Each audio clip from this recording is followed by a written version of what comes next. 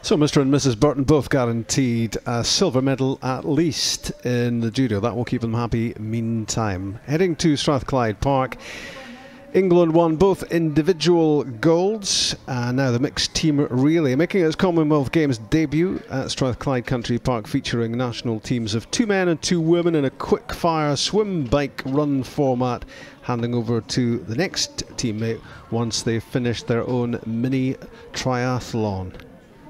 Great Britain have won the world title in 3 of the last 4 years, most recently in Hamburg on 13th of July when Johnny Brownlee's storming leg caught the eye and a dominant victory. Britain also well poised to top the pile in 2013 before Non Stanford crashed out. She won't race in Glasgow because of a stress fracture in her foot, leaving England as the strong favourites.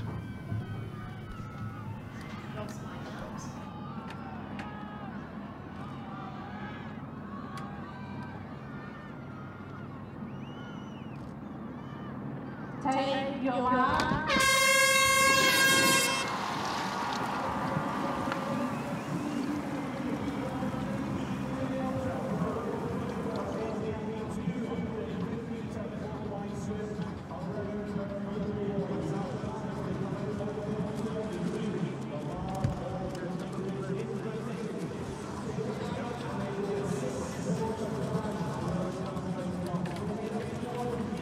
Well, they're pretty much in a line as they head out towards the first can, as you say, and then it's not quite a 90-degree turn, but it's tight enough to cause problems. You certainly want to be close to the can as you go around. Exactly, and being on the left-hand side is obviously an advantage, and that's the side that, that Team England took.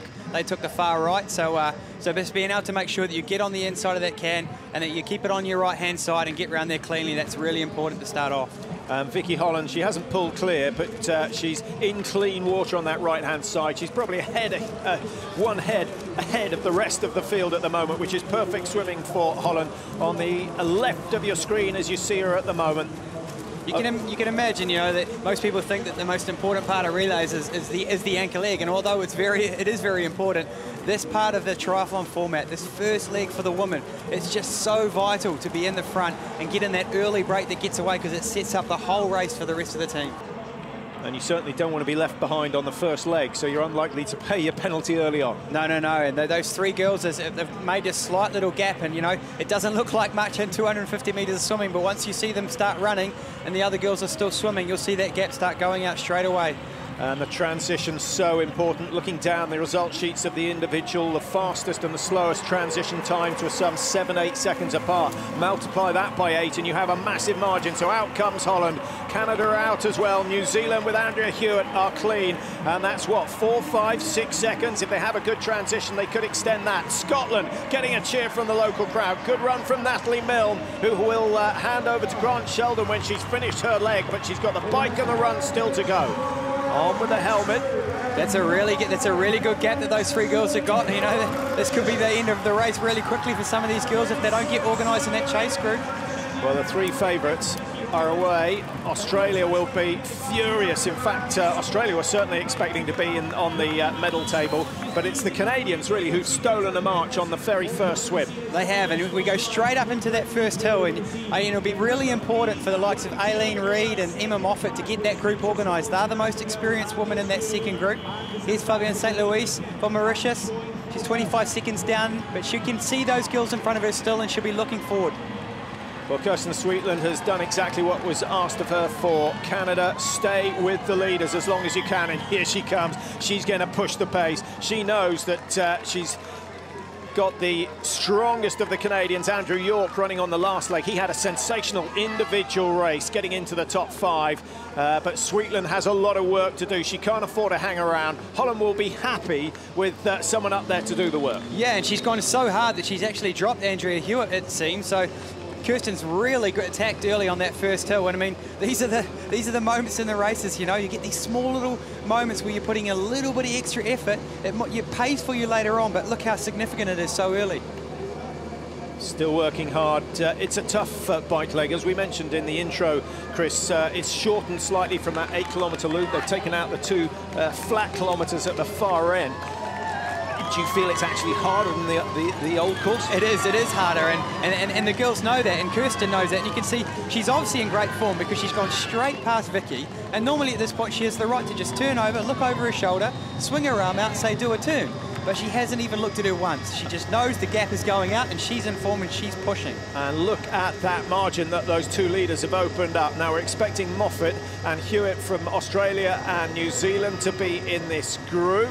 We've also got the Scottish team in there, which is great news for the locals. Natalie Milne having a good run so far. But up front, it's Canada and England pumping those pedals, trying to get that lead up to maximum before the end of the first leg. And I can tell by the gear that Vicky Holland's in there, she's not just sitting behind Kirsten Sweetland.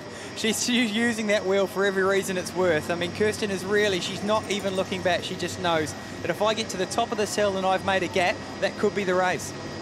Well, Sweetland was very, very close to claiming the gold. Out they come, out the water. This is number one is Vicky Holland of England. My goodness, was she chuffed to come away with a bronze medal in the individual, and she certainly deserved it. A really tenacious performance from her. But same picture. Yeah. I mean, this is not necessarily tactical from Vicky. It's definitely an advantage to her. Kirsten is just saying to herself, right, I might be the strength member in my team, and I need to make every opportunity I can to put my team in the best position possible. And that means working on the front, sitting on the front, and not looking for anyone to help. That's what I'm going to do. Well, Vicky Holland and Kirsten Sweetland very evenly matched on the run of the individual race. Only in the last kilometre did they split, but look at the margin they've put, and they're holding between that other group of five that don't seem to be working together at the moment. They're going to need to if they want to make contact, because remember, it is only a 6-kilometre ride. Yeah, they're not working very well together, and you've got some of the girls that didn't race in the individual race, and some of the girls that did race in the individual race will be saying, come on, do your share, you know, we're a little bit tired, help us out. Andrea Hewitt certainly tired after her efforts in the individual, and the heat yesterday won't have helped the recovery. So around the dead turn at the top of the course, and then away they go. Tricky little corner, that one. It's a little bit off camber, so just the girls just have to be a little bit careful coming around there. Some of the girls, you notice, still haven't got their shoes, still haven't got their shoes done up. There's not enough time for that yet. Fast and furious action, this team's relay event. Well, this is the steepest part of the course. Moffat at the back of the pack. We've got Reid of Ireland at the front doing the donkey work. Great race from Aileen Reid in the individual. Just didn't have it to stay with the podium finishes in the end. But she is the one who's making the effort to close the gap down to the two leaders. Roberts is there for South Africa. Kate Roberts, very unlucky in the individual. Took a crash and did well to finish, but she was somewhat 8-9 minutes off the pace on the bike alone. Exactly, and that was really tactical from Aileen Reid. She just sat in the group the whole way. She knew that gap up to the girls was, maybe 10 seconds, 9 seconds. She's like, sitting there the whole way, and when I get to the hill, that's going to be my chance to get across. If I can get across before I hit the downhill, I might get on. Here they come to the dead turn, and then back down that steep hill again. Over half the bike course now completed. Little error there from Vicky Holland, just misjudging the corner, and it's cost her 5-6 metres. Maybe an opportunity for Sweetland to pull away, but Holland surely will get in the slipstream and close it down.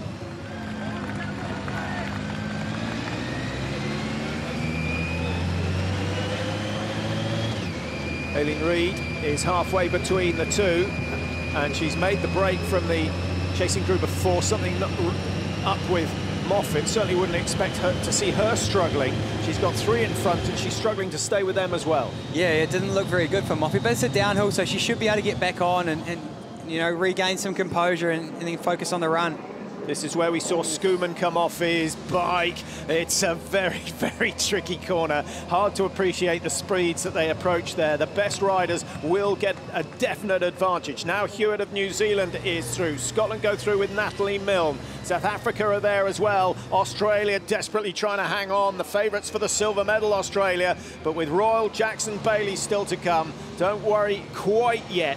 But even in this short relay, you can't afford a gap to open on the first leg. No, I mean, look at the gaps that are already opening here. You've got someone like Kirsten Sweetland. She's just taking control of this race, and Aileen Reid is making a bid to put Northern Ireland in a respectful position after the first changeover, and she's really, if she gets across that gap, that's a huge effort.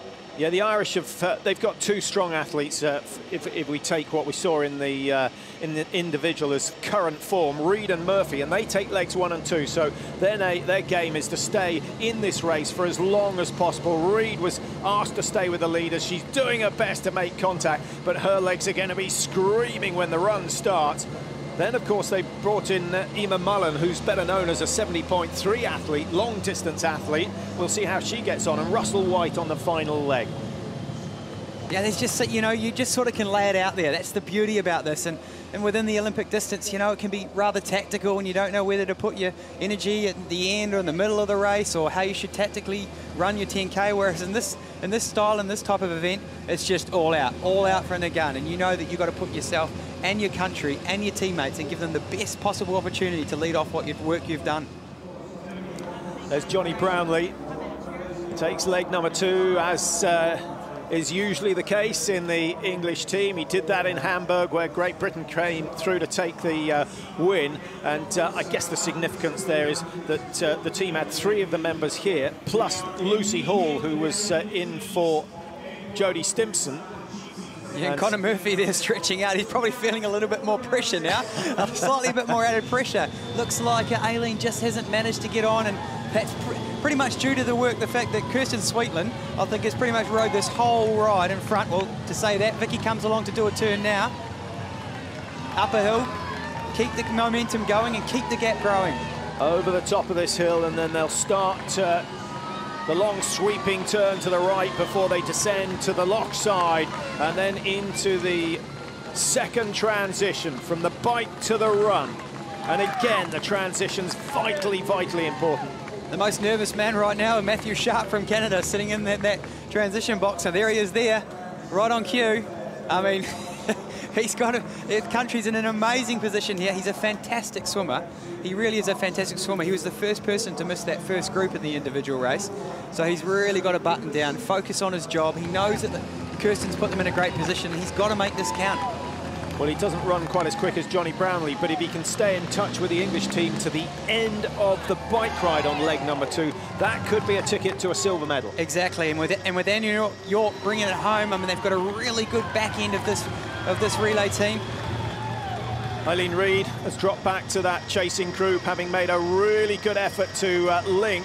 But you can now see that the gap is closing, and Vicky Holland's only got herself to blame for that, because she hasn't really done her fair share of the leading. She's relied on Sweetland, and there's been a little bit of teamwork in that chasing group, and it's enabled them to close it down to less than 100 metres. In fact, 50 metres as they come in. And that's going to be really difficult now, because they burnt so much energy together, just singly doing the work together, and there were some girls in that group who didn't do anything. Well, as they say, anything can happen, and tactically, this is such a young event that teams haven't really got to grips with it yet. So out go the leading two. It's still Canada and England, but the margin is just fractions of a second. And look who's gone into third. Andrea Hewitt of New Zealand. A very sensible ride from her. The other team members just supporting their crew. I mean, this is the great thing about this sport, you know, it's just fantastic, you know, the gender equality within the sport and how the women can race alongside the men. I mean, that's something that just makes this relay event so fantastic. Well, the only 2 teams not in this leading group are Mauritius and Wales. No surprise on either count, but a great performance by the leading 7. So good to have them together. So many people saying, oh, this race, a very sensible ride from her. Just 100 metres or so to go for Sweetland as she comes back down towards the transition area, and a lead of what, some 30 metres. It could prove very significant, and it means that Canada's Matt Sharp is going to be swimming in clean water. Here we go, the first transition of the mixed relay, the first ever transition in the mixed relay in the Commonwealth Games. And